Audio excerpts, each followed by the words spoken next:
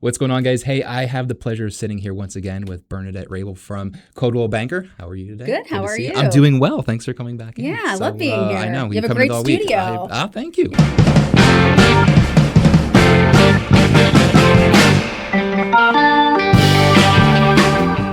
We had this on the books for a while, guys. So we're going to have some talking points today. Big one that no one talked about yet is we are I like to call it like the halftime show. Yeah. So we are as we sit here, we are in July, like almost in the middle of July, actually. So buying time, buying season, listing season, we're in the midst of summer. Yeah. How hot it's been.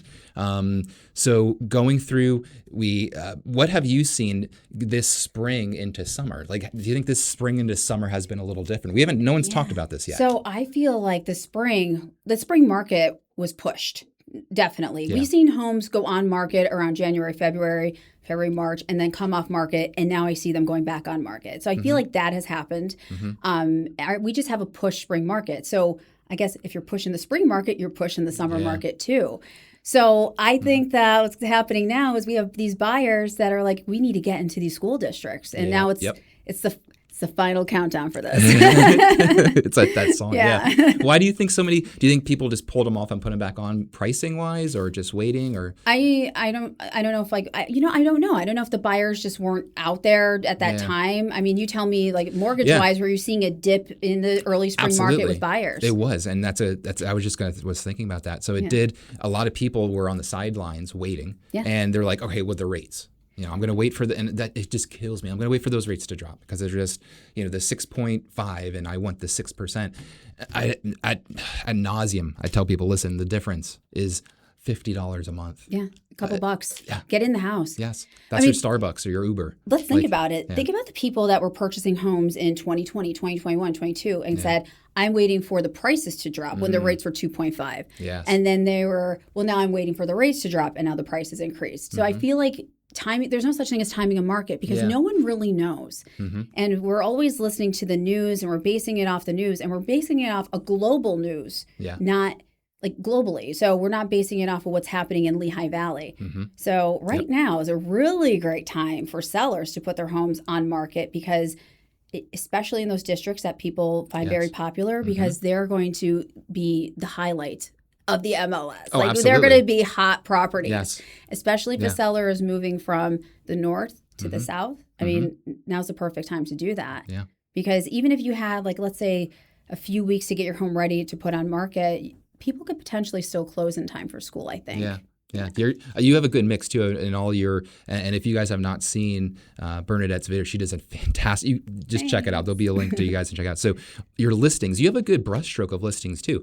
Lots of times you'll list a smaller home in a cute little area, a little ranch or a bi-level, and you also have very large properties that you go across. Are you seeing any kind of difference in time on market with those, or is it just across the board, just the need for listing homes in general? Is anything sitting more? At the end of the day, I think pricing. It's all about pricing. Yeah. If you price a home right, it's going to sell in our area. Yeah. The larger homes or more luxury homes, I think right now pricing is very important. Okay. I think before we were also putting homes on the market that maybe were a little dated and you didn't need to update them, and we threw them on the market and they still flew off the shelves. Yeah. People are a little more particular, like what you were saying, especially with interest rates. So if you have a higher interest rate, the buyers are going to be a little more particular about what they're purchasing. Yeah. So I think that sellers, and maybe this is only a hypothesis, but maybe sellers were getting their houses ready and taking more time and care. And I'm going to give you an example of that. But taking more time and care to put their homes on the market to get top dollar. And maybe that is what has pushed our market a little bit in our area. I have a couple, they're selling their house. It's in a very popular area. It's actually in one of my hometown area of Lackawanna County. Nice. And they were like, well, we want to put our house on the market, but it's not 100% ready. Okay, it is ready. It's awesome. I can't wait for it to hit market. It's a Victorian house. It's amazing inside. I love it. Nice. I said, okay, we could put it in, falls. They're like, can we put it on the market in the fall? I said, sure. And then I thought about it. I'm like, no, guys, we're going to put it on the market. We're going to miss. This is a very popular school district. We're going to miss this market. Yeah. And then what's going to happen? I don't want it to sit through the winter time, especially, near the Poconos, like where it's further north. So they get more snow than we do down here. Sure. It's not as it's more gray skies as opposed to Lehigh Valley. Yeah, we still got our so gray we want season, so we want to see it in a really great light, and we want it before school starts. That's school. That's and I don't mean, but that's that whole school thing. Financially, on my side, that's where I see people go into like now's the time. Yeah, halfway through, and to your point of listing now, a lot of my buyers are really not on crunch time, but the people that were trying to get the later spring houses are now like, oh my gosh, I need to for my kids. Like I want to be here.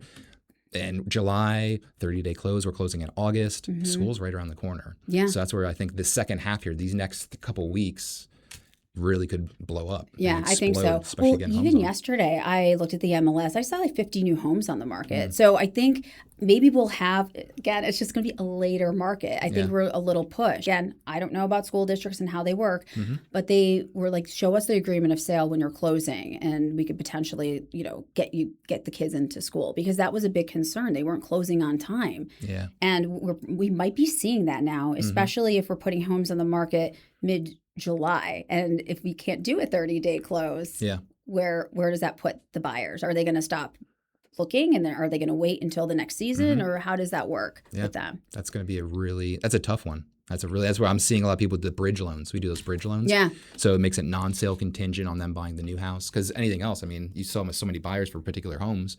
Making a sale contingency is like a nail in the coffin. I know. You just can't. I have a listing right now, and I have so many people calling me saying, hey, should I even show this? Because my clients are contingent on the sale of their home.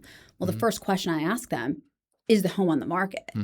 And if it's no, we have to get under contract first. I'm like, that's a tough one. Yeah. So show the house, but most likely if you have non-contingent offers, those are going to be the ones that fly. Yeah, yep. For sure. I said that earlier in the year. I said it's going to, and a lot of people have equity, tons of equity. So those bridge loans are helping. So I'm doing, I swear it's almost like half of my pre-approval right now are like bridge loan, tapping equity, buy the new one. So it's working out like really, really well for them. Yeah, that's great. What also I want to, as a side note going through, I saw some of your videos. What do you know about goats? Like just scrolling through, do you have like a mini farm? Okay, just as a side note, just want to. Yeah, so we could talk about the goats. So they're sheep that identify as goats. Okay. I know everyone's like, they're goats. I'm like, they're sheep. So they're called Katahdin sheep. They're hair sheep. Okay. We got them to graze our property. We live on 10 acres. Yes. So we didn't get them to actually have more than 4 sheep. It just started to multiply and divide, and that's how we ended up with the sheep that we have now. So they graze our property.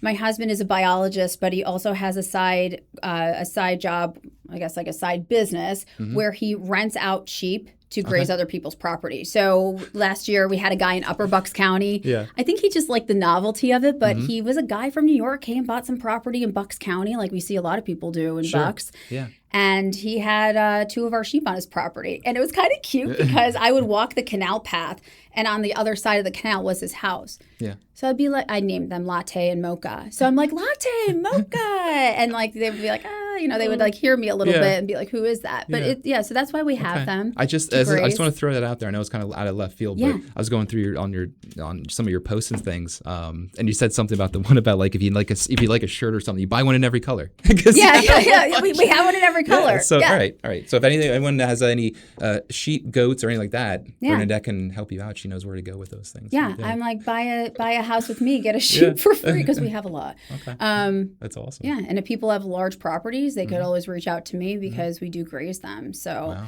and then there is a difference between sheep and goats. So sheep are more low-lying vegetation, so they're great grass cutters, and they like honeysuckle and things like that. But for the most part, they will cut the grass. Nice. Goats. People who have goats will probably tell you this. They're very smart. Sheep are not as smart. Okay. Goats are smart. They're like dogs. So they'll try to find a way out. Okay. And they eat more, and maybe I'm wrong on this, but they eat more woody vegetation as well. So they'll eat more things. So I think that's why people like them sometimes on their property, but we didn't get them because my husband was like, they're very smart and they might escape. And we already had sheep escape, and they've been very popular on our Facebook pages. Okay. So. All right. Well, if you're thinking about that's sheep and goats. Sheep. I will go with sheep then. Yep, they're sheep. Okay. Yep. I had a question. Yeah. Do you need certain permits or like different things for like chickens? That's a great question. So if someone wants those things, Okay, so that is a great question. So I live in a rural area. Okay. And my property is actually considered farmland assessment. Okay. So in Pennsylvania, to have farmland assessment, you need 10 acres and you need to generate a certain amount of money. So if you do live on 10 acres and you want farmland or forest assessment to lower your taxes on your property taxes, you can do that. But you have to generate a certain amount of money, and I'm not sure how that works. Okay. Because I don't handle any of that. My husband does. Sure. So I'm just like, yeah, you do it. Take care of it. Yeah. For chickens, I know chickens are a big deal because people, hey, eggs are expensive. Yeah. Now, is it just as expensive to have chickens? I think so, because I had them. Yeah. However, it's fun. It's a novelty The kids project, like 'em. and the kids love them, and I think it's great. Okay. But certain areas, and you would have to check with your township, they don't all allow livestock to just hang out in your yard. And my friend Chelsea lives in Emmaus. I believe it's Emmaus. And she was like, can I just take one of your sheep and like have the kids bottle feed the lamb? I'm like, you cannot have a lamb hanging out in a residential development. Yeah. That's not going to fly. That's not going to fly? No, I don't think so. I mean, she could have asked. Yeah. Or maybe just like, don't tell, and she'll give the sheep or lamb back to me. Okay. But yeah, you have to definitely check with your township. I live in a rural area. Most likely, if you're living rural, it's not a problem. It's not a problem. But if you're living in the city and you want to have mocha or latte in your backyard, probably, I'm think every time now I'm like a mocha or I'm at the coffee shop when we think about these sheep. Well, and you know, that was a great question, Gabby. That's our marketing assistant over there. Our director. Thank you. That was a really good question. Yeah. So that leads me into what I also wanted to go to the second part for this is you just did a great video on areas. We're talking about areas. Yeah. So you highlighted like 3 really nice areas and just for lifestyles. You do a lot of lifestyle branding and marketing, and that's where when you came in the first time with Sean, you were talking about it's not just listing a home, it's listing the lifestyle you get with that home. Absolutely. So those areas, you hit a little bit on those areas. They were really well done about kind of just taking little bits and pieces of the Lehigh Valley. Yeah. I'm excited for people to listen to this because I always want input from other people because my experience might be different from their experience. I moved here, lived all over the Lehigh Valley, dabbled, tried everything out. Yeah. I love architecture. I love old homes. I love character and charm. Yeah. So I find some areas to be a little underrated, depending on like what a sell or buyer prefers. So when a buyer comes into our market and they're like, "Well, I want to live in Bucks County, but I can't afford it," I'm like, "Oh, have you ever looked into Hellertown?" So Hellertown's a great area because it does have a cute little downtown. It's not charming as the other downtowns, but it's you know, you have great restaurants on the strip there, and you're also close enough where you can jump on the highway if you're a commuter. You're also close enough to the Saucon Valley Trail to go running or biking or go walking like I do. Yep. And then you're also close enough to the rural areas of Bucks County. And you're in Saucon Valley School District. So that's a great so people so that's a great thing because the one next to it's Palisades, and Palisades is one of those, I think they call it a blue ribbon school district. Yep.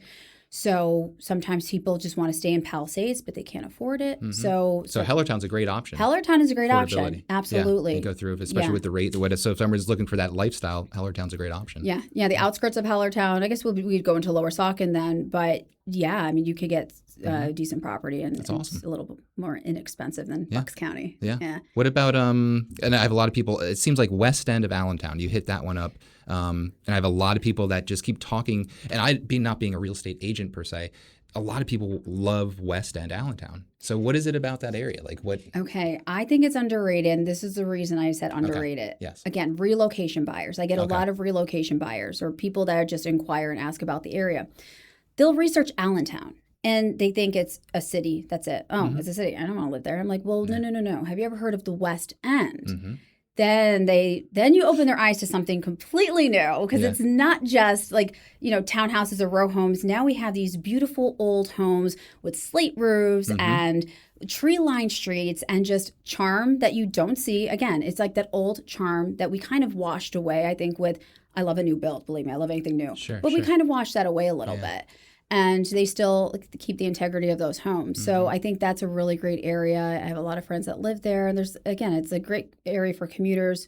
A lot of things to do, close to everything. What are the sizes of those? Are those and you made a description of those slate roof older. I'm assuming those are older homes built. Yeah. So some of them are built, I think, in the early 1900s. But then, so I think it's the Robin Hood development. I could be wrong on this. Okay.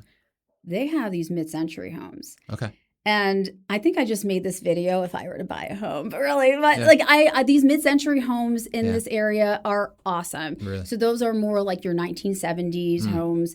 Some of them have to be redone, but there's, again, this this charm and character we don't really see in our new builds anymore because everything's very cookie cutter and people love that. Like that is very appealing. A new house to someone is like, oh, thank goodness, I don't have to renovate it. Yeah. But if you are into a mid-century or a retro type of feel, or you want to go back, and I feel like the style is starting to change with design where people want to go back to the old days, but modernize it a little. Yeah, make it nice. I think West End, you'll find those homes. You'll find them in different periods of time, and then you also find them in different price points, which is nice too. That's really, you don't have those big price tags with those. You get the little bit of lower taxes, but you get a nicer, cool house that's just smaller, easier too. Because trust me, I have one of the larger with having 3 kids, and it's once they're out of college, I'll be looking for something smaller. Yeah. So I think it's great there. Yeah. What was the last area you hit up? You hit 3, I think, did you? Okay. The last one is, I think, for someone who needs to be near New Jersey. Okay.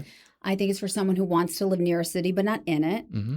It has to be someone more tolerant of being near a college town. Okay. And that is College Hill. Okay. It's in the name, College Hill. So it's in the name. And it's Lafayette. So it's not like it's, I don't know, is it a big party school? I don't think so. I think it's like, it's almost like, I would say like tier below Ivy League. Like they're up there with education. They are. No, it's a great college. I had a lot of my friends, 3 of them actually went there. And I would go over there. And it was, anyway, this was years ago, but it was not a big party school like that. But it was a really cool area. Yeah. It was really, and you're exactly right. I mean, it's at the time in college, I wasn't thinking about commuting and I was in college. But yeah, it's really close. That'd be phenomenal. Yeah. I mean, I think it's great. And when you live up there, again, you're finding those older homes. Mm-hmm. Again, not too many new builds happening up there. You're finding those older homes. And what I like about it is you could walk to downtown. You will get a workout walking back to your house. So you could go downtown, you go eat and drink, and then you walk yourself back and burn off all the calories. So it's best of both worlds. So I love College Hill. Okay. I have a lot of friends that live there. And there's a little community there of people that it's just a really nice, pleasant place. That's awesome. Yeah. That's what I saw. It was really cool with your video because you shot on different locations. And actually in the locations, which is really, really cool. Yeah. We should do more of those. That'd be good. I know. I should do more of those. Like diving in on those. So that's really good. Wrapping up too, I want to go by. You said I saw it was you did something. It was maybe a story you put on about something with your listings and your descriptions about with coffee. Oh, I actually thought about that this morning. Yeah, but a lot of coffee descriptions. But it made me think as you have mocha. Yeah, and I have latte. And latte. So I'm obsessed with caffeine. Yeah, it's okay. But it's true though. Like telling the stories, like sitting there. You said something about like having your coffee here. Yeah. But everyone is different though. You might be having like your protein shake. Yeah, exactly. Yeah. I need to switch it up. That's what I was saying. I'm like every single description in my listing descriptions is enjoying a cup of morning coffee. I mean, I need to switch up the beverage. Yes. So, I mean, who's listening to this, I would love for them to tell me, like, what beverage should I put in the next listing? Yes. Well, if you're listening to this, guys, let us know. Let us know the bevy. Put some comments in what it's going to be. There should be a game or something you said about we can go through your, how many. We could. We could always have a drinking game, a happy hour. So. I did. I watched your video. So what we'll do is next time you come in. Okay. I got some nice bourbon here. We're gonna go through. I love day drinking. Okay. We'll go through, and we don't have to do it today, but we'll go through. We'll pour some shots, and then what we'll do is we'll get all of your. Well, maybe not today. We still have to work. It's 10. Okay. It's only 10 o'clock. But it is 5 o'clock somewhere. Yes. So we'll go through, and well, how many times do you say coffee, and maybe we'll get some a drink game together. Can we bring other people in on this? Absolutely. We'll invite some people, but I thought of that. This will be fun. All right, well, we'll leave this here for next time. Okay. Let's do this today because it still is morning time. It is morning. Maybe we'll shoot that one in the afternoon. We will have to shoot that in the afternoon. Okay. But yes. Perfect. Well, thank you for coming in again. Yeah, well, thank you for having me. Anything you guys have question-wise, you guys know, check her pages out, her Instagram. All the information will be at the end of the video for anything you might need. She is a wealth of knowledge, and thank you for coming in. Thanks for having me. All right. Next time, we'll get these shots going. See you guys. Yeah, we're doing shots. shots over coffee. All right, I love it. Yeah.